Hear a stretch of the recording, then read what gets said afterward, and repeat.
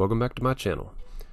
Sorry that I haven't been making my videos as often as I used to, but I've just been busy this summer with other projects and spending time with the family and all that. So, for those of you that aren't from the area, maybe watch from other states or other countries, the Davy Crockett Birthplace State Park has been completely obliterated by the floods that happened as a result of Hurricane Helene. There's been lots of widespread damage along the French Broad, Pigeon, and Nolichucky rivers here in the Appalachian region, across East Tennessee and the Western Carolinas. It's been pretty devastating to several communities, and I'd like to ask you guys as my viewers to, if you are able, help if you can. It's been very devastating for our communities. So just look it up if you haven't seen anything about it. So, moving on, today's video is going to be about none other than Davy Crockett, the man who's had more tall tales spun about him than just about any other historical figure. David Crockett. He didn't like to be called Davy either. That was Disney's fault. He was born to John and Rebecca Hawkins Crockett on August the 17th, 1786, in a little place called Limestone, Tennessee, pretty far from the top of a mountain. At that time, it wasn't Tennessee. Tennessee hadn't been formed yet. It was still considered the state of Franklin.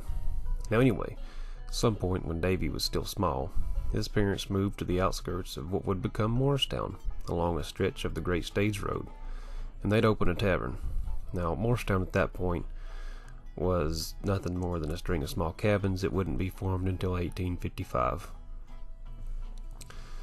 Now, the original tavern is long gone, but the Crockett Tavern Museum here in town has done a pretty swell job at retelling his story. It is obviously a recreation, but it is built very close to where the original cabin sat. At any rate, John hired out Davy when he was little to a feller named Jacob Siller to help with a cattle drive headed up to Rockbridge County, Virginia. Some point along the journey, Siller tried to hold Davy captive, but ultimately, Davy would end up getting away and was rumored to walk through 3 feet of snow. And when he did eventually make it back home, he'd start school and would attend the Benjamin Kitchen School, which we believe does still stand here in Hamlin County. Now, Davy was only here for a few days, barely even learning his alphabet before he got into a fight with a school bully and got expelled. Now, Davy didn't want to go home because he was afraid of the whooping that Daddy Crockett was going to give him when he did get home. And so, for the next few mornings, Davy did go out with his brothers and sisters to school, but he himself never actually made it to the school. Instead, he stopped along the way somewhere and hid in the undergrowth for the day.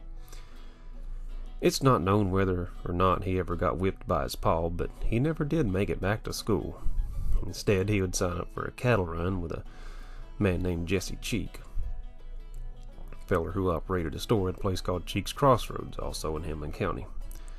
And he ended up going to Front Royal, Virginia. This would be where he would spend the next couple years up in the north, making it as far as Baltimore, Maryland, working on his hunting skills, his exploration skills, stuff like that. And he'd work several odd jobs just to make ends meet and to get himself new clothes from time to time. Now, he did eventually return home after several years, and he was only recognized by his sister. And he thought that they'd be mad at him still, but he was met with a loving family who had dismissed him as lost and dead by then. And for the next year or so after he came back to Tennessee, he worked another few odd jobs to settle his father's debts. In 1806, Davy married Polly Finley, and they'd stay in East Tennessee for about the next 5 or so years, and they'd have 2 sons, John Wesley and William. Around 1811, the Crockett's would first move to Lincoln County, and again in 1813 to Franklin County. This would be where and when Davy would begin his military career. He would be given a rifle by Jesse Bean, of the famous Bean family and namesake of Bean Station. They were a family of gunsmiths and blacksmiths.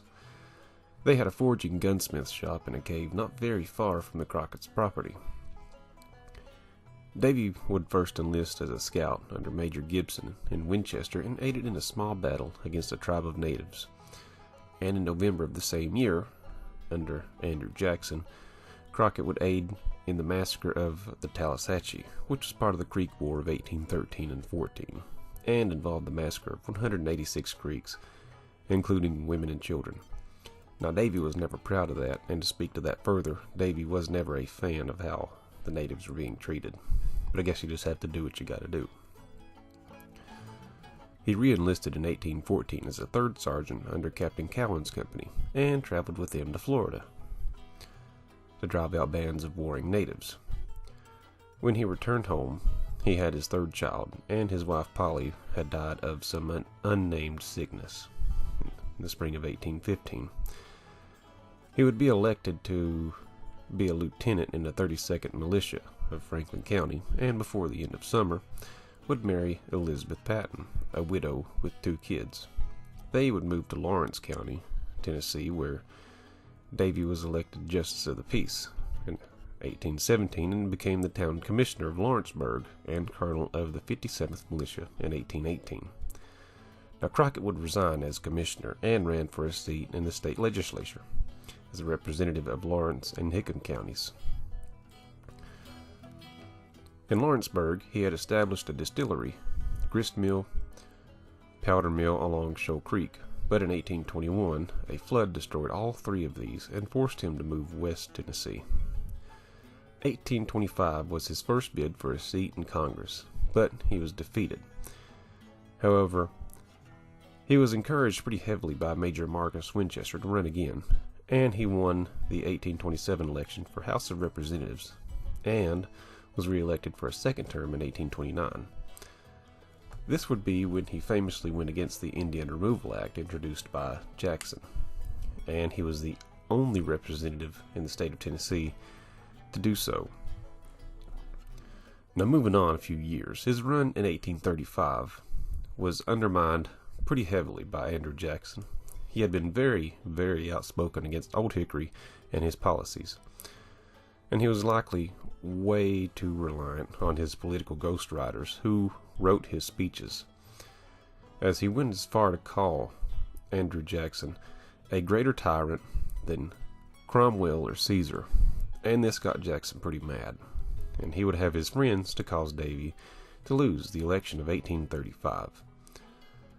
And this would be where the famous quote, "You may all go to hell, I'm going to Texas," comes from.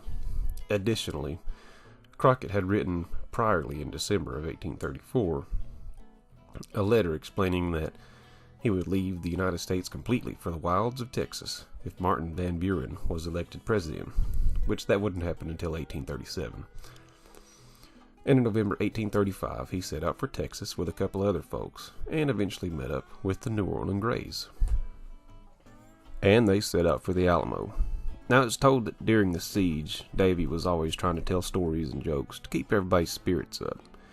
With a friendly musical challenge to a feller named John McGregor, Davy'd play the fiddle, and McGregor'd play the bagpipes, with the goal of seeing who could make the most noise. Now, we all know the end fate of Davy. There's been a centuries-long debate about how he died.